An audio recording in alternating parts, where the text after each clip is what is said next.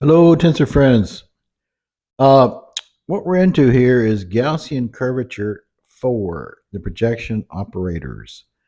You and I both are wondering where in the hell is all this going at this point? When I started this, my goal was to derive the Gaussian curvature in a tensorial, the format. You don't have to do it that way. You can do it with differentials. But I've been studying tensor calculus, so I wanted to use that to do this, and it's turning out to be a really lot. Um, but I'm not reading ahead. I'm doing one section at a time. I really dig into it, try to understand it, and then I try to present it. And you have to be the judge of whether I understand it or not. Because if you can't understand me, that means I don't understand it. All right, so this one is a doozy here. Let's get cracking. In the last video, we did these transforms, okay? So we transformed all this stuff we've been studying from the ambient space to the tangent space. We found all these relationships.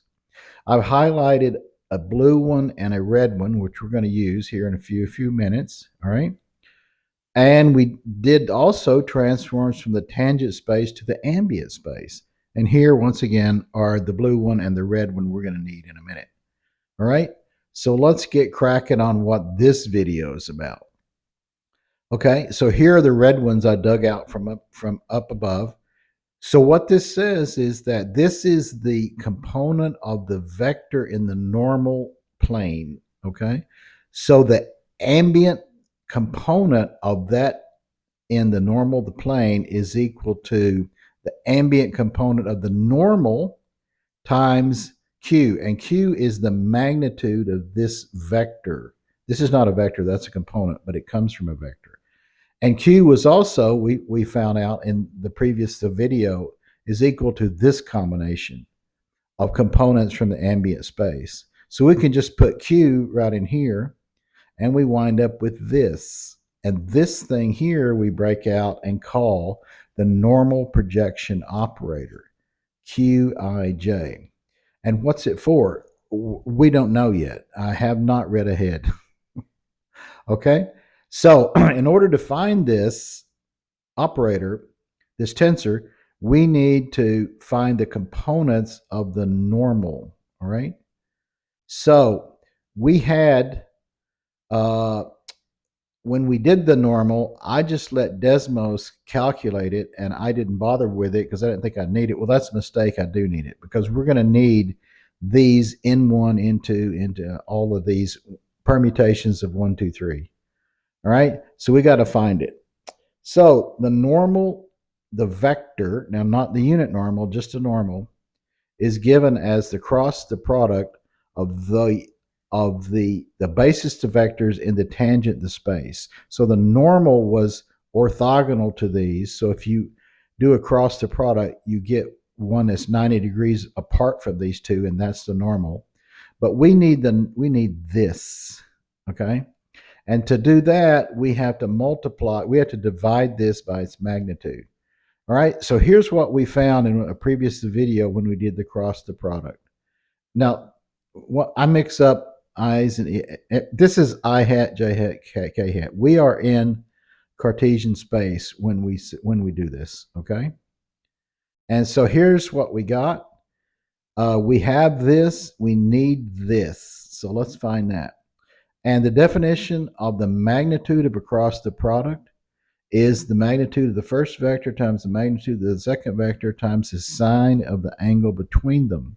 Well, S1 and S2 are orthogonal, so they're 90 degrees apart, so the sine of 90 is 1. So we don't have to worry about that. It drops out. Now we just need the magnitude of these two vectors, and we know how to do that. It's just like the magnitude of any of the vector is you square all the components, add them together. So here is S1. So we square everything. So it's S1 times S1. And since this is expressed in orthonormal, you know that I hat dot I hat is 1, J hat dot J hat is 1, etc. But I hat dot J hat is 0. So we don't have to worry about it. So we just square that, square that, square that. We factor out what we can, so we get this identity, which is 1. We're left with another identity, which is also 1, Take the square root of both sides and we get A. Now we do the same thing to S2, which was this one. We square these two components. We factor out what we can. Left this identity 1. Left with that, take the square root of both sides and we get A sine theta. All right, so now we can divide our cross product like this, and we get all the A squareds go out, one of these signs go out, one of these signs go out, this whole sign goes out completely, excuse me, and we're left with this. So now we have N1, N2, and N3, right? And here is our tensor we want to build, and it's obviously a matrix. And since I and J are in the ambient, the space, there's 3 of them. So this is a 3 by 3 matrix, which will look like this. So we just take all these components, 1, 2, and 3, and we do all these multiplications, all these products. And here I wrote it down, N1, N2, N3. We multiply them all out, and we get this. So as an example, this one times itself is that. This one times itself is that. This one times itself is this. 1, 2 would be that one. And then 2, 1 is the same because the order of multiplication isn't important, etc. So that's what we get. So now we have our normal projection operator. We don't know what it's for, but we have it. All right, now let's go back and get the blue ones we highlighted, which says that we can transform between the surface components and the ambient components by using these things we derive called shift the tensors. The same thing here. We can transfer between the surface components and the ambient components with the shift tensor. And you notice this is I alpha and this one's alpha I, okay? So you put those together and you get this, which is called a surface projection operator, all right? Now, the first time I saw that, I went, wait, there's an alpha here and an alpha here. Why doesn't that just get absorbed and make Zij? Well, because you can't do that with embedded surface components. You can't do this. You can only do it with ambient components, but these are different, Ij. I did not know that. Very interesting. All right. So here's what it is. We put it in our equation, and there it is. Now we have to actually find this thing. Okay. Now you can see where this is going.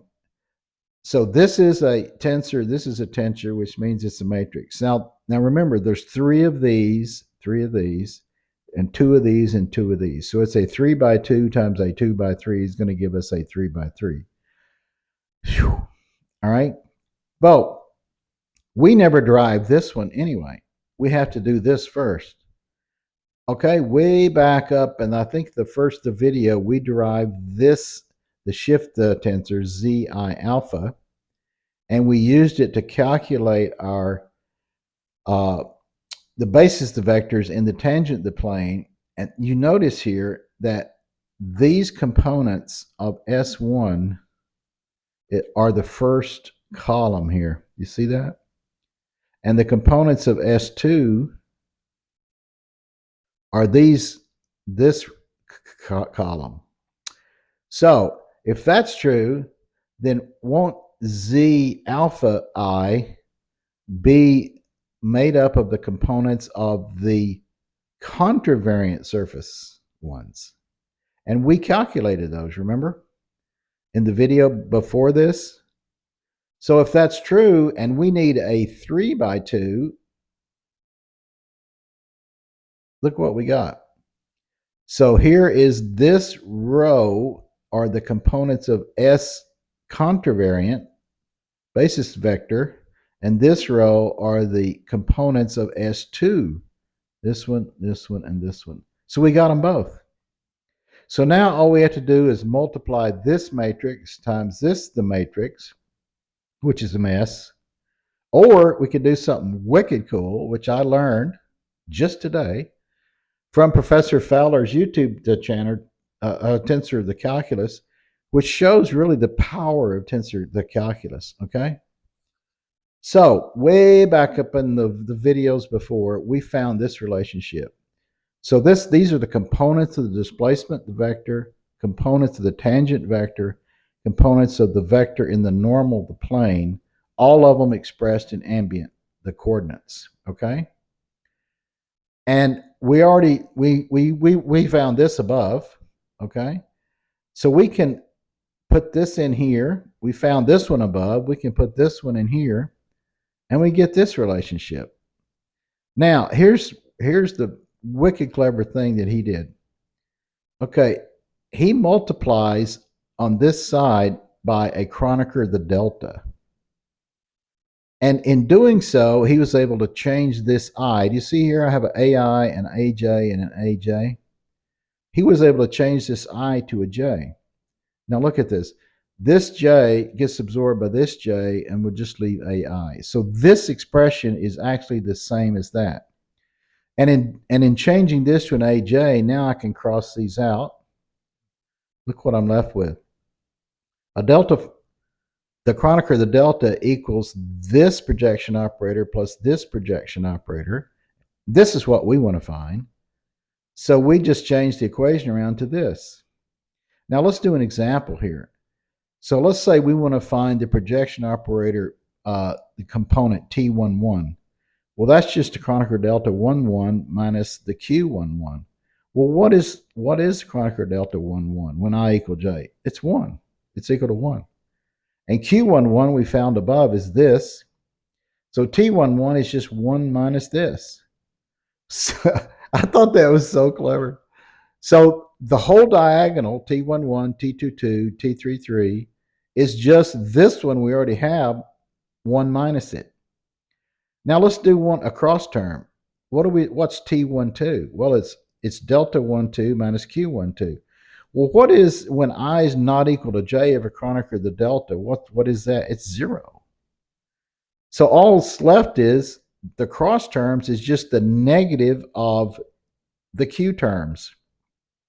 So I just love that. It really shows the power of tensor the calculus. So it was so easy to calculate this. Here's our diagonal, which is 1 minus the Q's. There's probably an identity for that. I don't know what it is. And then the rest of them are just the negatives. Isn't that cool? I love that. Okay, so that's as far as we're going to go. And hopefully soon we're going to sneak up on getting that curvature tensor done. All right, thanks for watching. I'll see you later.